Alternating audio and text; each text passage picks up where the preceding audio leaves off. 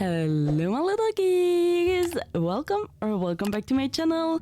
Today we are ending the 2022 year by doing a special festive or maybe nostalgic video because I thought what would be best to start fresh next year by just going through all the builds we've been doing together this year and how I feel about them. So here is my top 10 of the builds I've been doing. On island I have completed, an island I have abandoned, hashtag Crowhaven forever. And I thought that it would be good to go through them and explain why they are in this position in my top 10. It is based on aesthetic but also the fun I had while building. So stick with me because we're gonna start on the very first build. So build number 1 is my sunken rock garden on Falmenora. I love this build. It was quite challenging because I had to do a rock garden, which takes a while. And then this sunken area is really beautiful. I've always enjoyed a lot of sunken builds, but I think this one in particular is really something I am loving. I love all the colors, I love the lush vibe, I love the viewpoint where you can enjoy everything. I love all the little ducks that are being hidden everywhere on the build. So I think it was very fun to build, and it is also something I'm very proud, like maybe the proudest build I've done so far. So it is, of course, and without any questioning, my build number 1 for this island. Build number 2 is the market on Ilion. Look at those aesthetic, I really love them. It took us some streams to be able to finish them. It was a very long process. But in the end, I think it pays off. It is on Peasant Town, on Ilion, and I'm really enjoying them. I love all the string party lights, I love the little ambience over there, and I would love to go and do some shopping in these markets. Build number 3 is of course my magical Nooks Cranny, because oh my gosh, this is a build I feel very magical. I am loving this glowing moss pond. I mean, it just makes all the aesthetic of the build, but of course I really enjoy also all the green vibes. Everything is very lush, and I really just enjoy walking through that area. I feel very proud whenever I do it. It was not such a long and complex build, but I really feel so proud and I am transported into another universe when I'm seeing this build, so I am happy I did it. Build number 4 is Rattle's Yard, and it is a shame I never have been able to record this build because of me forgetting to press record, but I really enjoy the vibes. The nature is really present, all the flowers and everything.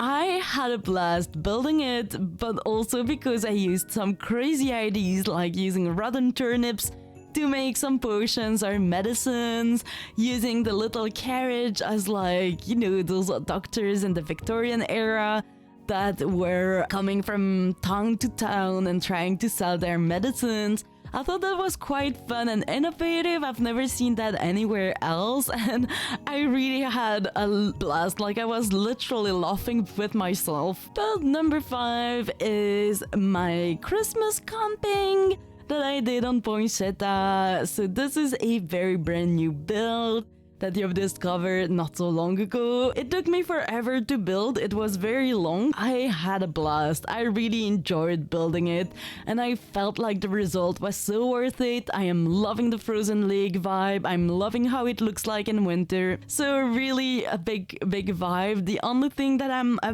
bit less vibing with, and why it is only number 5 on my list, is because I am a bit disappointed how it looks at night, sadly.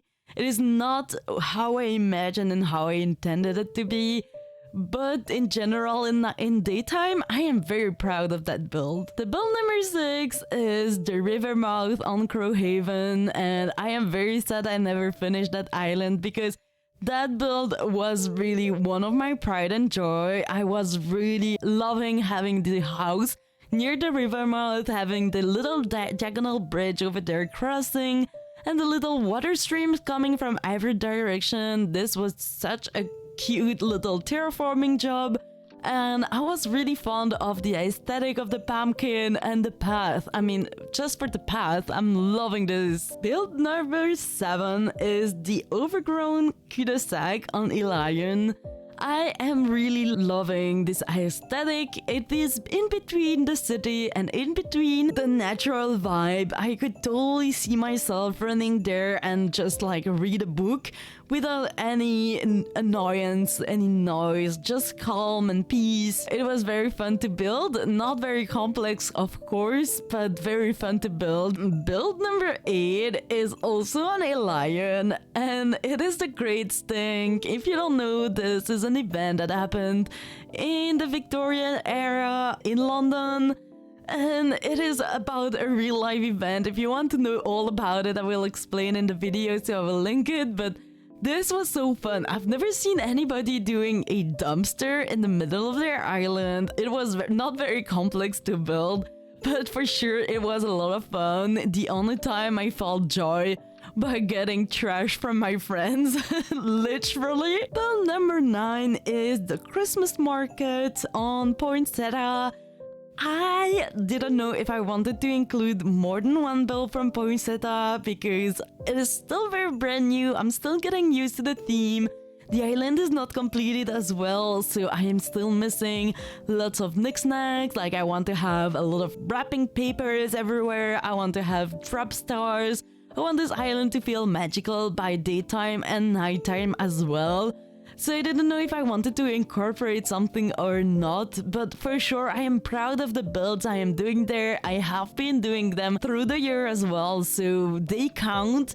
And I feel like, I don't know, the little chore that could happen on the plaza and the little cocoa stands and all the little Christmas stands, they are quite magical. And even if the island is not yet completed, I am really proud. And the last build I wanted to mention is Jack and the Beanstalk with the overlook to the Able sisters on Film and Nora. This build is really beautiful. I love it. I love the designs. I love I could use the giant vines. I love the overlook it brings. I think it's a really interesting take on it, and it was very creative. It was also one of my very first build on Film and Nora, so I felt a bit uneasy with the theme at first, but in the end, I think it is quite magical and quite beautiful, and I love it. The only thing why I'm placing this in the last position of the island is because the accessibility is not as good as I would imagine, and the terraforming is not very complex. But I think in the end, it was a very beautiful build, and it's not because it's last in my top 10 that it's not worth it or that it is bad. And I have so many more builds that I am proud of. I am proud of the islands I finished this year. I am proud of Film and Nora very much. I am proud of Elion as well, even if I tend to not admit it. I am proud of my progress on Poinsettia, and I'm sad, but this is live on Crowhaven. And who knows what the futures will bring us. Maybe we'll go back to the island one day, maybe not. Who knows? But in the end, it was a very fun year, and I hope 2023 will bring their fair share of challenges. And I do encourage you to also look back at how you have grown this year. Let me know in the comment what is your favorite build you've done so far in 2022. Because I would be so interested in knowing, and this is a hard exercise to pick only one. Anyway, friends, I hope you had fun. See you very soon for another type of retrospective of the year. Enjoy your celebration this weekend, and see you soon. Bye bye.